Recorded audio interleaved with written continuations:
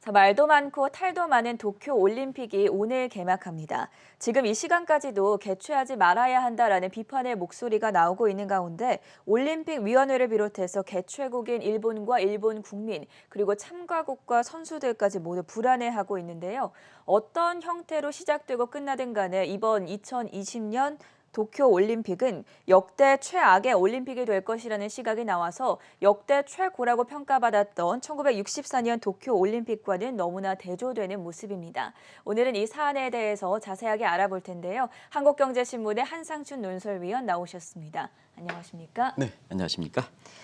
자, 오늘 미국 증시 움직임부터 먼저 살펴보도록 하겠습니다. 오랜만에 유럽 쪽 소식이 영향을 미치지 않았습니까? 네, 그렇습니다. 오늘 PD 분께서 작은정 PD죠?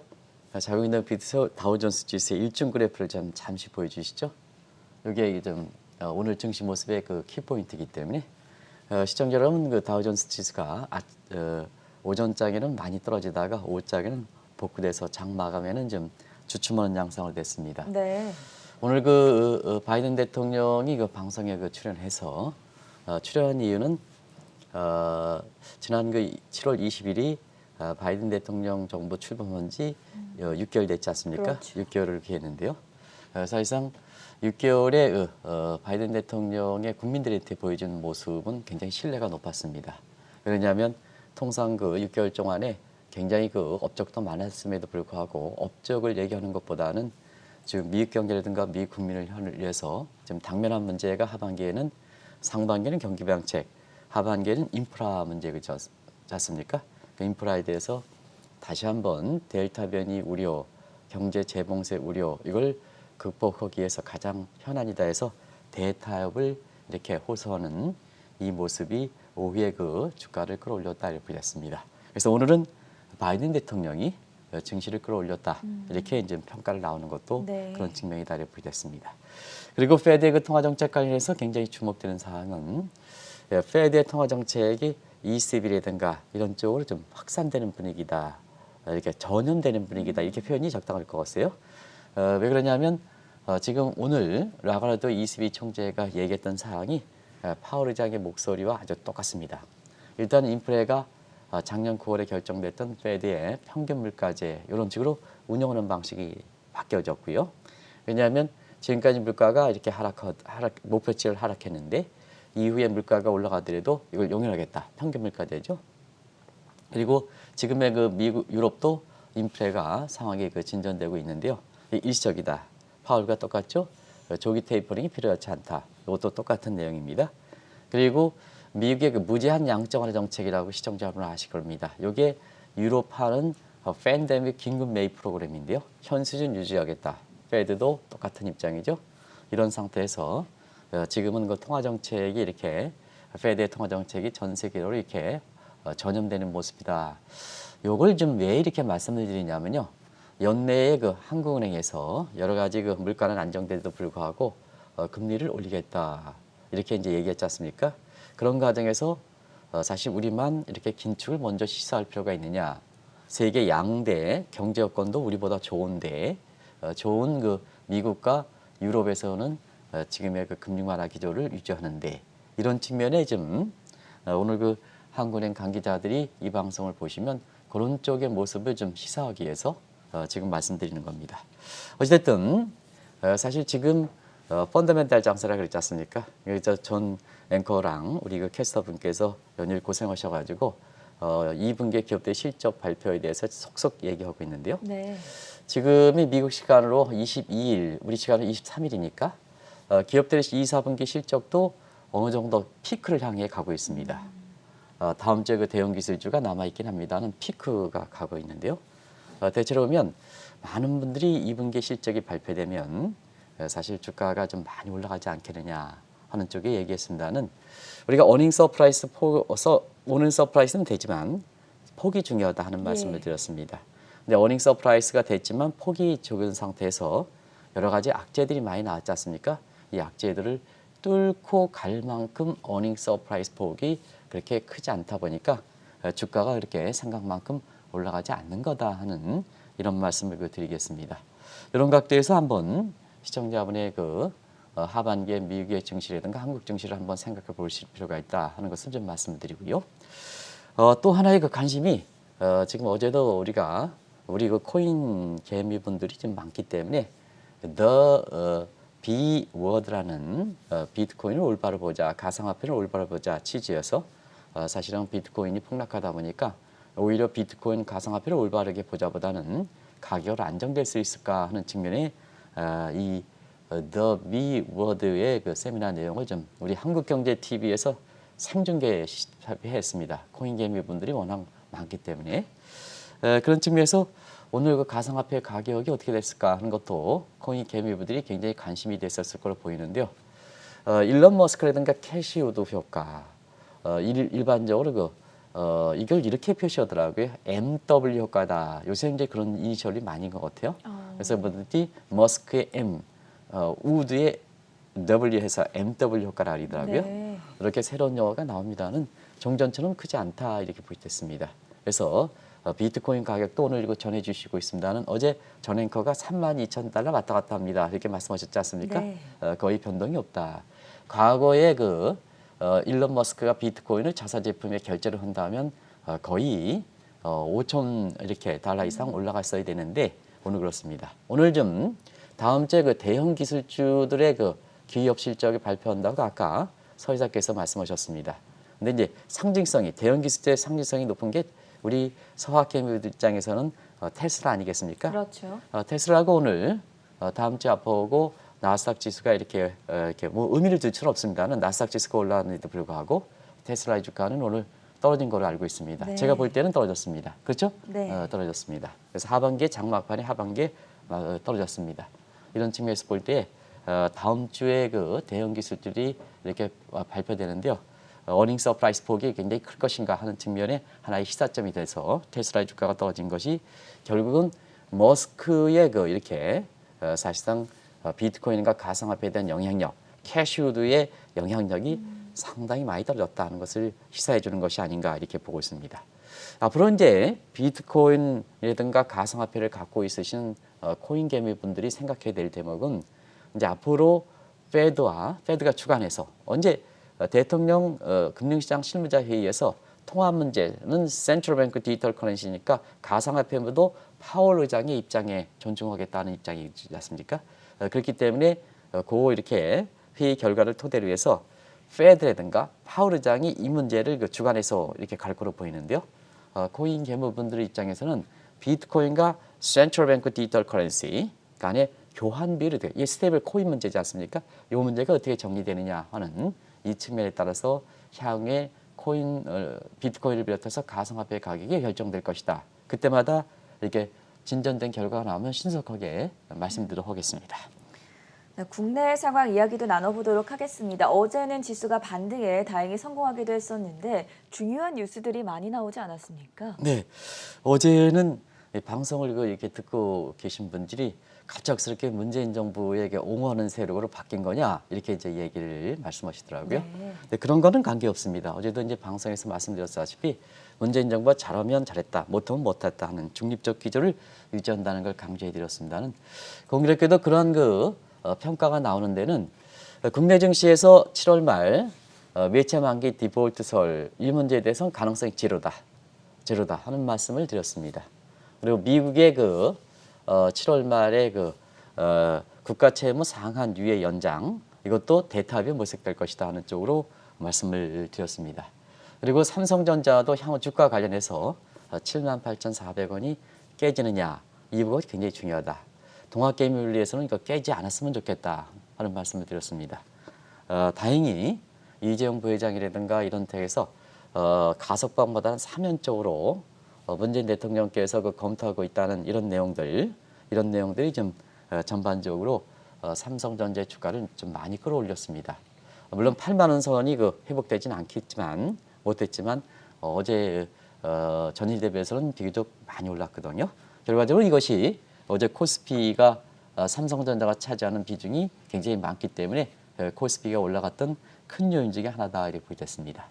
그런 각도에서 공교롭게도 저도 이제 이 사실을 몰랐었는데요. 어제 S&P가 느닷없이 한국의 국가 신용등급에 대해서 결과를 발표했습니다. 네. 근데 그 바로 직전에 아침 방송에서는 한국의 외채 만기 부도서는 가능성이 제로다 하는 말씀을 드렸었고, 해외 부문과 국제 부문은 홍남기 부총리가 다 잘하는 건 아니지만 그쪽 부분은 잘하고 있습니다. 실무진 입장에서는 국제금융 기획재정부의 국제금융팀들은 소신을 갖고 해외에 굉장히 전문 인력들이 전문 지식을 토대로 해서 잘하고 있습니다 하는 이런 평가가 문재인 정부를 갑작스럽게 옹호하는 쪽으로 바뀐 거냐 하는 쪽에 오해를 놨던 것 같습니다. 그런데 그런 결과가 딱 맞아서 S&P의 연례심사위에 한국의 신용등급을 그대로 유지하는, 그래서 잘 아시겠지만은 AA- 해서 위에서 세 번째입니다. AA-에 향후 전망에선 스테이블, 안정적으로 그대로 유지했습니다. 물론 기획재정부가 이걸 왜곡해서 한국의 신용등급이 뭐 최상위 등급을 유지했다 하는 이런 평가는 잘못됐다는 걸 말씀드리겠습니다. 어쨌든 한국의 신용등급은 어려운 가운데 이렇게 그대로 유지해서 상당히 국내 금융시장에 이렇게 외국인이라든가 이런 쪽에 한국 주식을 매입하는, 대표 주식을 매입하는데 굉장히 결정적 요인을 작용했다는 것을 말씀드리겠습니다. 우리가 이제 주목해야 될 것은 지금은 그렇답니다는 앞으로 어떻게 될 것이냐 하는 측면에서 대선 후보들이 이런 것을 공약으로 내놓으셔야 됩니다. 매일 그 상대방이나 뭐 사생활 문제나 이렇게 매일 이렇게 얘기하지 마시고 S&P라든가 이런 데 지적사항을 공약사항으로 하시면 어떨까 하는 측면입니다. 일단은 국가 채무 증가 속도가 너무 빠르다. 이 문제는 적겠습니다. 이 문제는 대선 후보들이 연일 지금 현금을 퍼주겠다 하는 입장인데요. 사실 굉장히 이것을 반대적 시각에서 한번 생각해 보시면 후손 세대를 생각하고 한국의 대외 이상을 생각해서 굉장히 중요한 지적이다. 이렇게 보시면 연일 퍼준다 하지 마시고, 그러면 퍼주면 국가 채무 증가 속도가 가뜩이나 우려하는데 한국의 국가 신용 등급을 악화시킬 가능성이 있습니다. 그리고 인구 고령화 문제, 절대 인구 감소하는 문제 속에 잠재 성장률 둔화 문제를 얘기했습니다. 그래서 당신분들이 이렇게 국민들의 표심을 얻는 입장에서는 우리 국민들은 후손 세대에 대해서 이렇게 현 세대가 우려하는 게 가장 높습니다. 한국 사람들은 표심을 얻는 데에는 현 세대만 나는 희생한다. 우리 후손 대세는 잘 살아야 된다. 이 입장이 세계에서 가장 큽니다. 그런 과정에서는 후손 세대를 먹여 살릴 수 있는 부분이 잠재 성장률 부분입니다.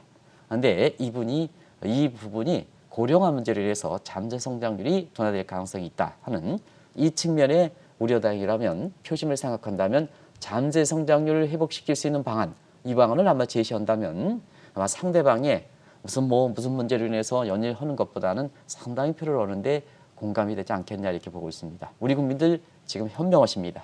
굉장히 현명하십니다. 그리고 여러 가지 사건으로 보면 혼탁하더라도 결국은 옳은 방향으로 갑니다. 그 정치 문제이기 때문에 제가 말씀드리지 않겠습니다는 그렇습니다. 그래서 결과적으로 보면 외국인이 어제는 이제 개인들이 팔았죠.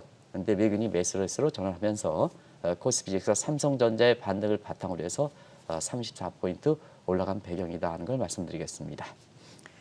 자, 잠시 후 오늘 저녁에는 도쿄 올림픽이 열리게 됩니다. 오늘 개최까지 참 우여곡절이 많았는데요. 어떻게 보셨습니까? 일본은 올림픽이 결정되면요, 시원하게 계획대로 치지 않습니다. 도쿄올림픽이 2번인데요. 나중에 설명드리겠습니다. 네. 항상 무슨 이유로 한번 연기되고 치러야 됩니다. 그런 과정에서 일단 이번에 도쿄올림픽의 그 구상이 2012년에 2번째 총리직에 오른 아베노미스의 개인적 야심 때문에 됐던 겁니다. 시청자 여러분 아시겠습니다는. 그때까지 일본은 잃어버린 20년 겪는 상태에서 만성적인 잃어버린 30년 우려가 되지 않느냐. 그러면 잃어버린 30년은 one generation, 30년 한 세대가 경기 침체 속에 있는 겁니다.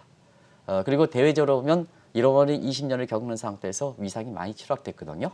그래서 아베가 대내적으로는 아베노믹스를 해서 잃어버린 20년을 탈피하겠다 하는 이런 극약 처방을 놨던 거고요. 대외적으로 보면 도쿄올림픽을 다시 이렇게 해서 64년에 옛 영화를 되찾자. 추락했던 위상, 2차 세계대전에 추락했던 위상을 1964년 도쿄올림픽을 토대로 해서 완전히 극복한과 마찬가지로 추락했던 위상을 극복하자 하는 이런 야심 속에 이것을 추진했던 겁니다.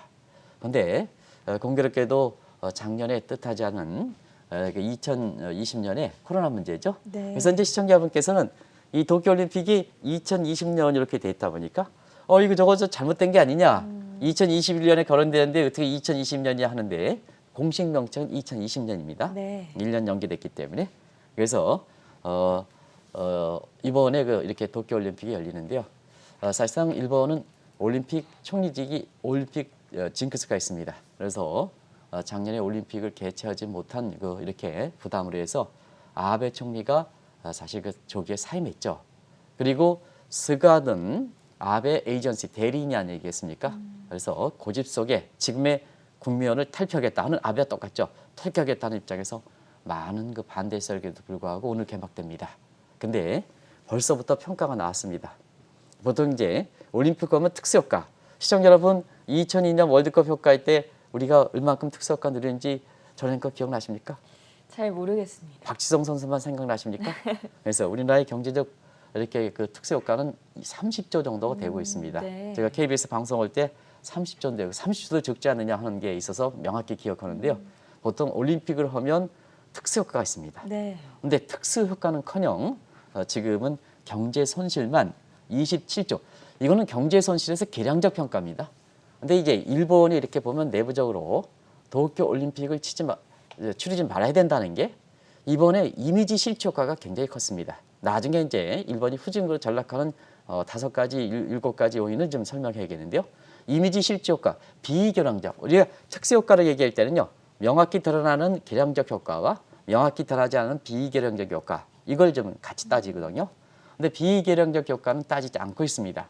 안에서도 경제적 손실만 해도 특수효과는커녕 27조 원 정도가 경제 손실로 가장 이쪽 분야의 객관적으로 평가는 독일에서 평가했습니다. 네. 그리고 이제 이미지 실추에서 전행코드 이번에 도쿄올림픽 했으면 좋겠습니까? 안 했으면 좋겠습니까? 좀 불안하기는 합니다. 불안하기만 하니까 네. 그게 이미지 실추 효과거든요. 그래서 이 효과가 최소한 경제적 손실이 27조보다 넘지 않겠느냐 하는데 이렇게 보서 대체로 보면 최저 계량적 손실과 비계량적 손실이 합쳐서 50조 원이 넘을 것이다 이렇게 보고 있습니다. 또 한 가지는 정치인이 이런지는 모르겠습니다. 근데 저는 아베 개인적 문제로 이렇게 얘기하겠는데요. 이렇게 앞서 말씀드린 같이 대내적으로 이렇게 위기를 탈피하겠다 하는 측면에서 올림픽을 유치했습니다는 유치 장본인 아베지 않습니까?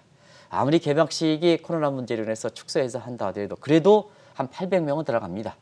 800명인데 유치의 장본이자 내가 재임 기간에 올림픽 유치만큼은 내 큰 업적이다 이렇게 그렇게 떠들었던 한국경제TV 방송에서도 아마 2008년, 2009년에도 그때 중요한 해산할 때 그때도 이게 자화자찬 했던 아베가 이번에는 개막식에 불참하고 있습니다. 그래서 국제적으로 보면 굉장히 아주 비난해. 그렇게 코로나에 대해서 불안한 유치의 장본인이 자화자찬한 장본인이 참석하지 않는데 왜 외국의 선수들은 초청할까 하는 측면에서 아베는 아마 이번 계기를 해서 정치적으로 굉장히 생명이 끝났다 하는 이런 평가가 나오는 것 같습니다. 일부 일본 국민들은 계속해서 아베를 국외로 추방시키자는 얘기까지 좀 나오고 있습니다. 그래서 일본 국민들이 전반적으로 보면 불만이 굉장히 큰 거다. 이거 왜 치르냐? 국가의 위상을 좀 낮추는데 스가의 개인적인 목적이지 않느냐? 아베와 똑같이 마찬가지로 이런 측면에서 일본 국민들이 굉장히 불만이 폭증하는 상태에서 아베를 국외로 추방시키자 하는 이런 쪽의 얘기까지 나오고 있다 이렇게 보이겠습니다. 도쿄 올림픽의 과거도 좀 살펴볼 필요가 있을 것 같은데 1964년 도쿄 올림픽이 역대 최고의 올림픽이다 이런 평가를 받는다고 합니다. 그 수혜를 지금까지도 일본 국민들이 받고 있다고 하죠. 네, 그래서 아베가 도쿄 올림픽을 재추진한 거거든요. 네. 도쿄 올림픽을 한번 보겠습니다.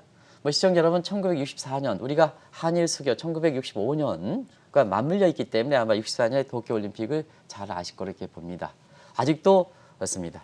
근데 이 도쿄올림픽이 원래 결정된 거는요. 한번 연기한다이지 않습니까? 네, 네. 이번도 연기됐지 않습니까? 이게 1940년에 결정한 거더라고요. 이렇게 보니까. 그래서 이때 도쿄올림픽은 아시아국 최초로 도쿄올림픽이 확정된 겁니다. 근데 이때 당시에 중일전쟁으로 연계가 돼서 64년에 우여곡절 끝에 64년에 어렵게 됐는데요. 이때도 당시의 총리가 있게 됩니다. 근데 이때 2차 세계대전 패망국으로 인해서 일본이 뭐냐? 일본이 굉장히 국제 위상이 전후 패장국이다. 인류의 대참사를 줬던 아주 이렇게 악명국이다. 이렇게 오명이 됐죠. 이게 이제 경제적으로 굉장히 부담이 됐고 일본 국민들이 해외에 나가서 어깨가 이렇게 굉장히 낮게 했던 위축됐던 이런 문제였습니다. 이런 과정에서 사실 전후에 미국이 일본, 유럽에 대해서 2차 대전 패전국인 마샬 플랜에서 유럽을 좀 부응했고 일본도 미국의 일본판 마샬 플랜에서 경제를 부응시켜서 그때 자민당이 경제를 빨리 조승 교수님 말씀하신 압축 성장 계획에 의해서 다른 나라 100년 걸릴 것을 우리 같은 경우는 40년 리듀스 그로스 조승 교수님이 이제 리듀스 그로스라는 압축 성장이라는 표현이 거기서 나온 겁니다. 그래서 일본이 압축 성장 이렇게 됐는데요. 그걸 국제적으로 알릴 필요가 있거든요. 그래서 64년에 도쿄올림픽이 개최했는데요. 이때 이케다 총리는 굉장히 이것을 잘했습니다. 시청자 여러분, 그때에 아직도 우리 이렇게 젊은 사람들 중심에 일본 가면 신칸선 이게 이제 타신다는 게 아마 단걸 이렇게 여행 코스로 이렇게 되는 걸 이렇게 알고 있는데요. 신칸센이 이때 만들었습니다. 그래서 이때의 신칸선은 200km 정도 됐습니다. 그때는 획기적입니다. 근데 지금 신칸선의 속도는 전행커 일본 가보셨습니까? 네, 가봤습니다. 전행커 입장에서 전행커가 신칸선의 최고 속도가 지금 몇 킬로까지 끌어올렸습니까? 글쎄요. 526km까지 끌어올렸습니다. 네. 그래서 그때 당시는 노카이도 신칸선이었습니다는 지금은 도쿄와 신오사카인가요? 거기가 아마 정확히는 않습니다. 520km까지 끌어올렸습니다. 근데 신칸선이 이때 만들었습니다. 그리고 요요기 국립 이렇게 체육관이라고 있습니다. 시청자 여러분, 요요기 국립 경기관은 우리 이렇게 나이 먹은 세대들한테는 가장 하는 게 안토니오 이노키 아시죠? 안토니오 이노키? 저는 잘 모르겠습니다. 이 주걱 컷이고 주걱 턱에서 레슬링이 아주 우리나라에서 인기가 많았습니다. 무하마드 알리와 이렇게 해서 그게 요요기 국립체육관입니다. 네. 이때 만들어졌습니다. 이때의 건축 디자인이라든가 이런 측면에서 문화 건축 측면에서 세계 최고다. 이게 요요기 국립체육관에서 지금도 중요한 행사는 여기서 다 치르고 있습니다. 자주 그렇습니다. 그리고 일본이 그때 당시 올림픽을 유치할 때 이 생고기, 그러니까 여기서 생고기는 이렇게 무슨 우리 것처럼 개고기라든가 이런 게 아니고 우리도 서울올림픽 때 그런 얘기를 많이 했지 않습니까? 근데 그때 당시에는 일본이 날고기인가 이제 어리 종류, 어리 종류. 일본은 회 떠서 먹지 않습니까? 그렇죠. 그래서 서양 사람들 입장에서는 날고기 먹는 게 후진국이다. 그래서 이것 때문에 우리가 날고기, 생고기를 먹는 일본에서 어떻게 올림픽을 치를 수 있느냐 해가지고 굉장히 이치의 가장 큰 결격이었습니다. 그럼에도 불구하고 이 초밥을 세계적 브랜드로 도쿄올림픽을 통해서 했습니다. 그래서 지금은 서양에서 보면 가장 고급 음식점이나 이 초밥이라든가 이런 게 있지 않습니까? 네. 그래서 이 세계적 브랜드로 이렇게 됐던 겁니다. 그래서 이런 걸 감안해 볼 때, 자, 우리가 올림픽을 만들면 올림픽에서 무슨 이게 체육관이라는 거 만들면 그 위에 생활체육관을 해가지고 경제적으로 혜택을 계속 누리기 위해서 그 많은 비용을 들이는 거 아니겠습니까? 이용하는 게 올림픽 후에 큰 행사 후에 얼마나 그 나라 국민들이 개최국이 이것을 잘 이용하느냐 하는 게 경제 성과를 좌우하는 거거든요. 근데 신칸선이나 요기 국립이나 초밥은 좀 다르겠습니다. 아직도 일본 국민들이 혜택을 누리고 있거든요. 가장 크게 혜택을 누리지 않습니까? 그래서 역대의 그것이 미국에서 개최하든 유럽에서 개최하든 역대의 올림픽 중에서는 64년 도쿄 올림픽이 굉장히 크게 역대 최고로 평가되고 있는데요. 그런 측면에서 오늘부터 개최되는 2020년 도쿄 올림픽은 최악으로 평가되기 때문에 일본 국민들이 굉장히 여러 가지 감정이 엇갈릴 거로 이렇게 보이고요. 그걸 토대로 해서 어려운 국면을 극복하기 위해서 아베라는 사람이 들어왔는데요. 이게 뭐냐? 어렵게 열릴수록 더 코로나가 되더라도 유치의 장본이 개막식에 등장해야 되지 않습니까? 근데 거기에 개막식 등장하지 않겠다 하니까 아베에 대해서 눈살이 짚히고 그 아베의 에이전시 대리인에 해당되는 사람의 스가에 대한 이런 평가가 굉장히 안 좋게 나오는 겁니다. 그래서 일본 사람들이 경제동물이다 하는 그런 측면이 단적으로 보여주는 대목이 아닌가 생각합니다.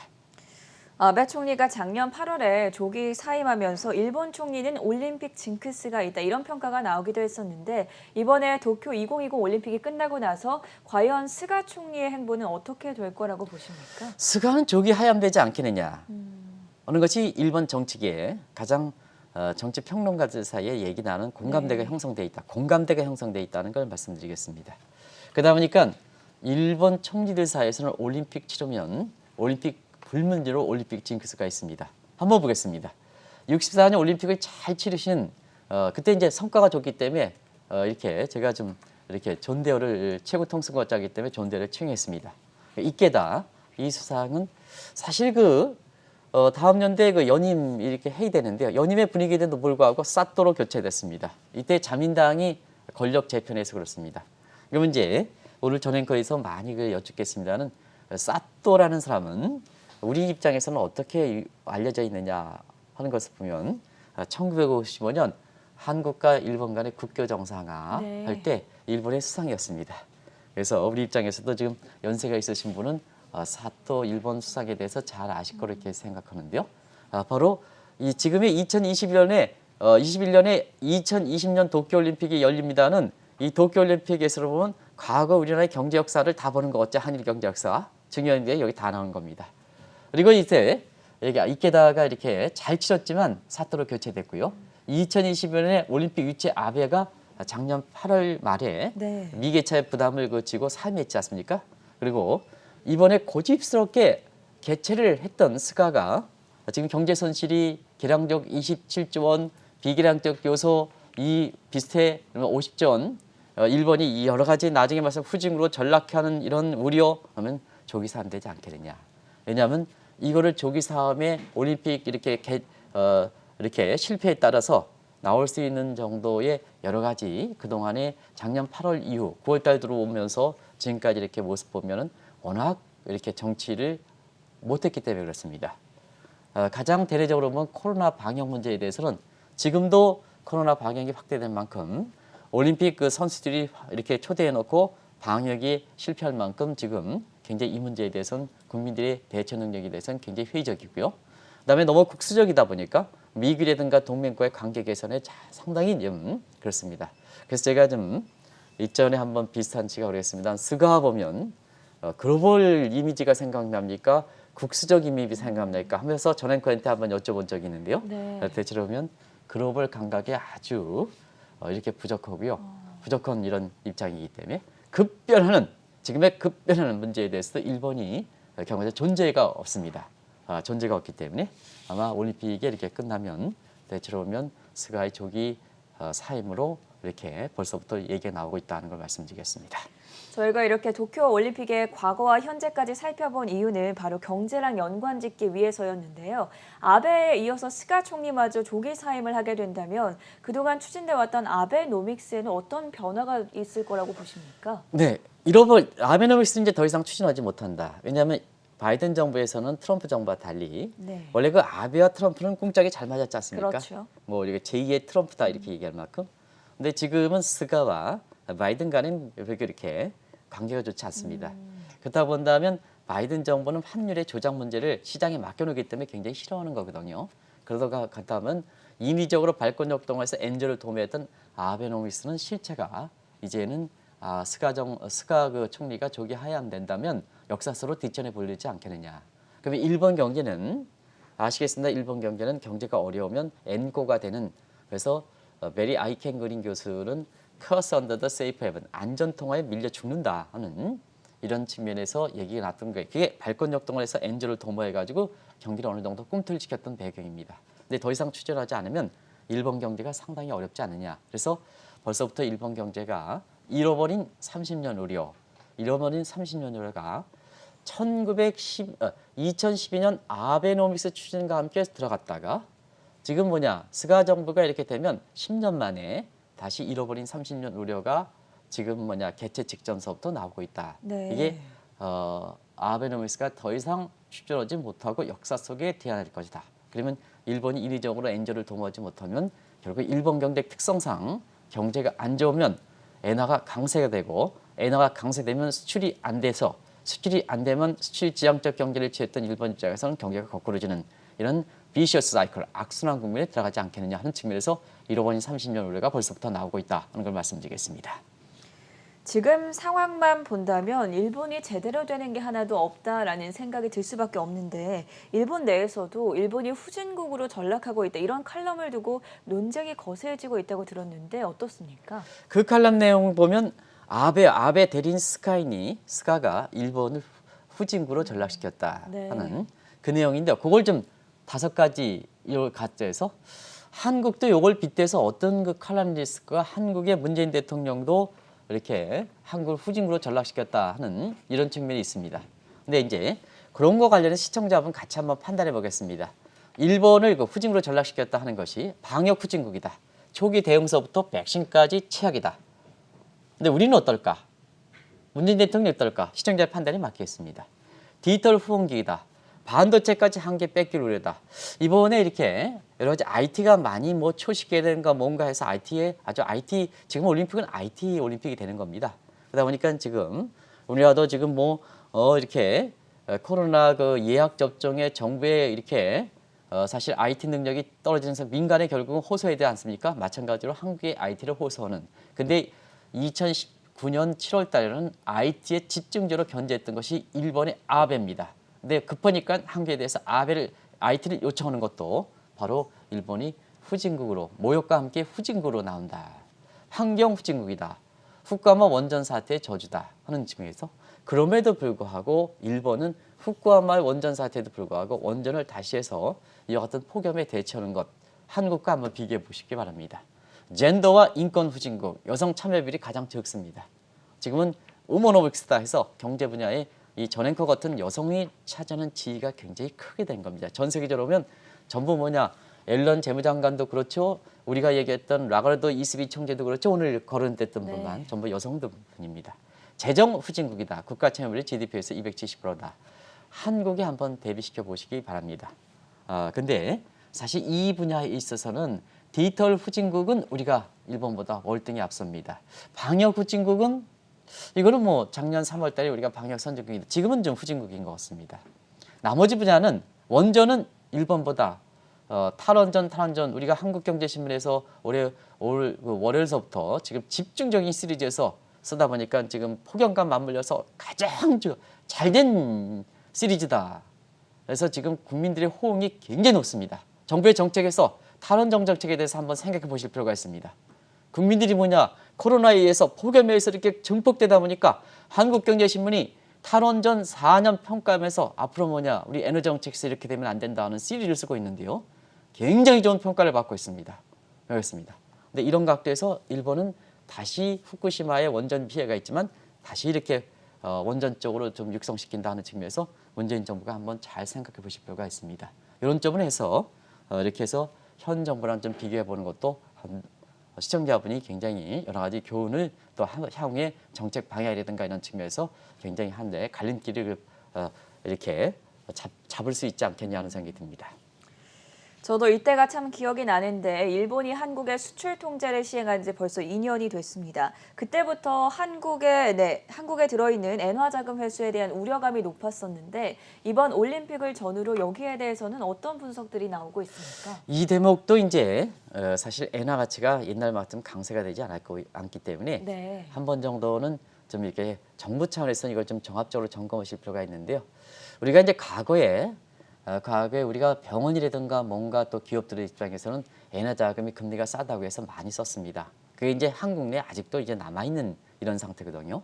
이게 지금 상황이 바뀌었는데도 불구하고 여러 가지 2019년에 한국과 일본 간의 수출 통제와 관련된 전쟁, 거의 전쟁이 비슷했죠. 그리고 지금 것처럼 일본이 어려운 사정이 있을 땐 이거 회수하지 않겠느냐. 자, 일본이 이번 같은 경우는 경제적 피해 27조 어떻게 메꿀 것이냐 하는 측면에서는 결국 해외에 투자했던 자산들을 좀 회수하지 않겠느냐 하는 측면에서 사실상 현 정부, 문재인 정부 입장에서 이런 것을 좀 한번 재점검하실 필요가 있지 않느냐 하는 생각이 듭니다.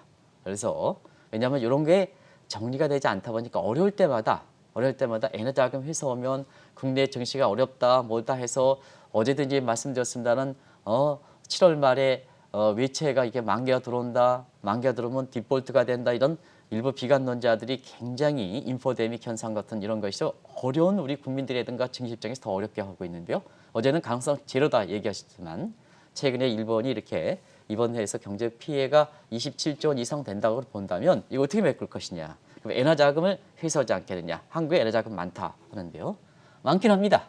그래서 정부의 관리가 필요합니다. 그런데 우리가 우려하는 엔화 자금 회수에 의해서 우리 경제가 1997년, 6년과처럼 어려울 때 이때 보겠습니다. 이때도 있잖아요. 김영삼 정부가 오판했던 것이 이거 우리 그때 당시 외채가 많았죠. 그 외채 중에서 일본 자금이 많았습니다. 근데 김영삼 대통령 그때 한일 이렇게 의원연맹 의장을 하셨습니다. 네. 내가 일본을 아는데 일본이 이렇게 외환 보유가 부족해서 우리가 외환위기가 증폭될 때 일본만큼은 이렇게 안 해서입니다. 근데 가장 먼저 빼내갔습니다. 이웃 관계에도 불구하고 가장 먼저 한일 의원 의장을 하셨던 그러한 친분 관계에도 불구하고 가장 먼저 뽑아왔던 것이 일본입니다. 그래서 경제적 동물이다 이렇게 내려갑니다. 그런 과정에서 역사 감정과 함께 이렇게 일본에 대해서 관계가 아주 장애인이 되고 있는데요. 한 가지 말씀드리면 어제 마찬가지 우리 외환보고 많습니다. 문재인 보고 옹호하는 게 아닙니다. 많습니다. 그래서 우리가 한일 수출 통제와 관련된 마찰에도 그렇게 말씀드렸습니다는 우리가 일부에서 얘기하는 일본이 경제 손실을 이렇게 만회 여기에서 우리나라 내부의 엔화 자금을 조기 회수해서 한국이 어려울 것이다 하는 이 측면은 가능성은 거의 희박하다 하는 것을 말씀드리도록 하겠습니다. 우여곡절 끝에 오늘 드디어 개막하게 되는 도쿄올림픽. 과연 과거에는 어땠고 현재 경제에 미치는 영향까지 다각도로 들어봤습니다. 지금까지 한국경제신문의 한상춘 논설위원과 함께했습니다. 고맙습니다. 네, 고맙습니다.